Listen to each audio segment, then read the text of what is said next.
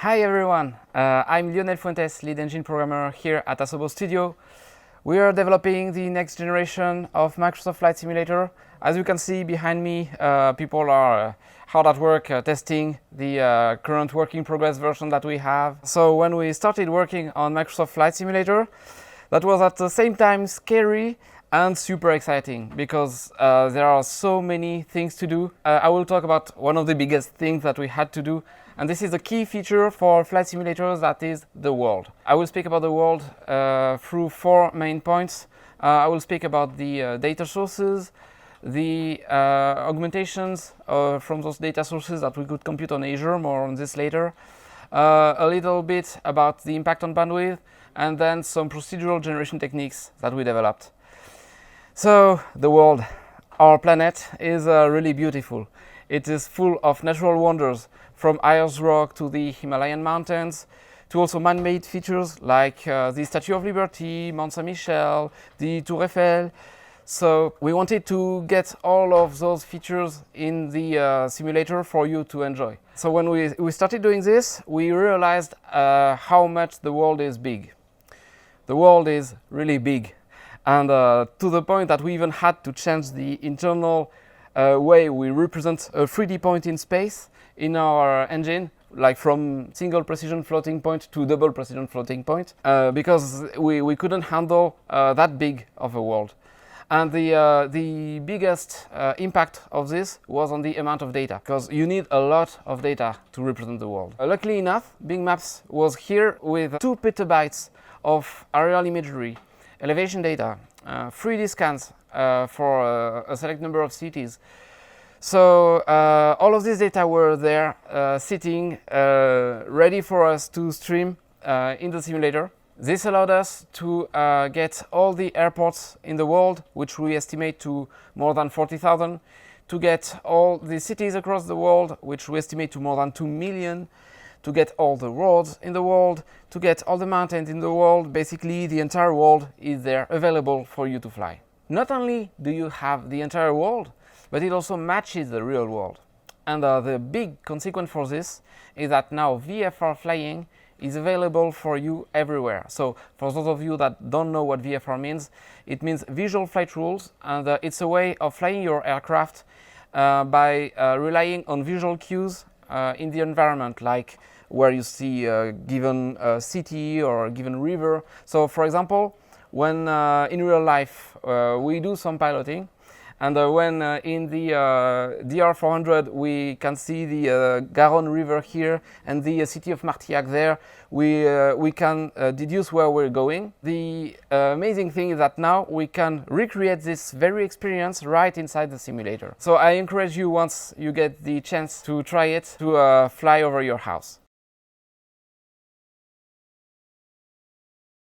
So we got all those data, but then we needed really more data than that. The reason we needed those data is because we still didn't know where to place trees.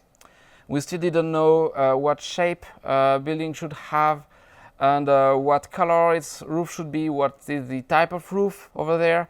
So in order to generate those additional data, we relied on Azure Cloud Computing. Azure allowed us to run AI algorithms and computer vision algorithms in order to detect all the trees in the world, which we estimate to more than 1.5 trillion.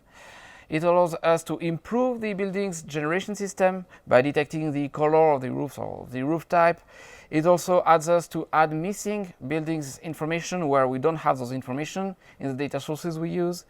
It also allows us to improve on the quality of Bing Maps aerial imagery. Like sometimes some area can be captured with clouds on top of them, and then we can detect those and replace them with texture synthesis that happens at runtime.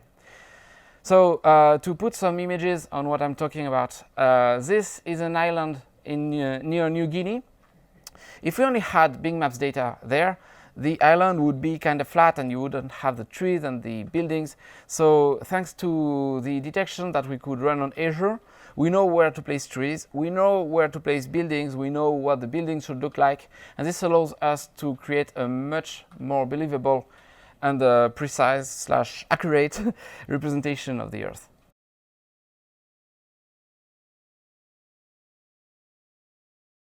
But what about the impact of my internet connection? Because at this point, you may be wondering, we are streaming all of those data, like Bing Maps data, Azure augmentation data. We represent the entire world. So what happens if I don't have high bandwidth available? What happens if even I have no internet connection at all? We ask ourselves this very question, and I'd like to answer it through three main points. The first one is that we do adaptive streaming. What this means is that we measure real-time the bandwidth you're using and adapt our bandwidth requirements according to this measure. The net result of this is that the better your bandwidth, the better your overall experience. Next, we developed a full offline mode. So this is for the extreme case where you have zero available bandwidth. We synthesize the ground textures, and we also still have all the buildings data and all the water data, and for some regions also the trees data. So the result of this is that we still have a world where VFR flying is possible. It gives us a reasonably accurate representation of the world. And the third point is that we can pre-cache arbitrary regions of the world. What this means here is that you can select regions of the world that you want to pre-cache, and you can access them in an offline setting while still having the same quality you would enjoy in an online setting.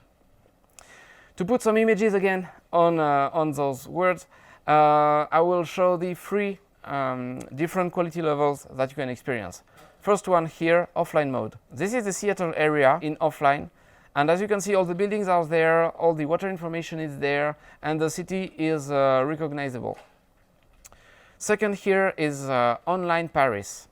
So the majority of buildings here are being automatically generated, and you also have the water information, and it's a more accurate version of the world. And here again, VFR flying is possible. And third here is where we have the best quality. This is the city of New York. You may have recognized it. This is when we have photogrammetry data available in Bing Maps for more than 400 cities.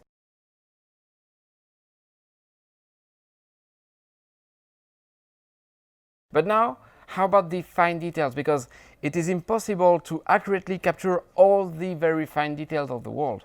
Like you cannot know exactly where each blade of grass is or which precise details you have on a given building. So in order to add this level of precision to Microsoft Flight Simulator, we relied on procedural generation. We are adding ground details for dirt, grass, and asphalt.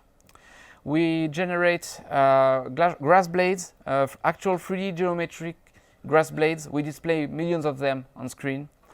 We also add water shading, up to the point that we even have the water affected by the wind, which creates waves on the water. We also add night lights, both along the roads and on the buildings.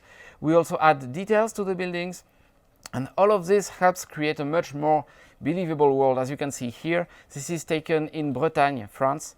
And as you can see, you have the procedural grass being generated. You have those little houses that are generated. You also have those trees that are being generated procedurally. You also have the water shading for the sea. And it gives a much more realistic representation of the area. So this is it for the world of Microsoft Flight Simulator. We hope you really enjoy it as much as we do. Thank you very much.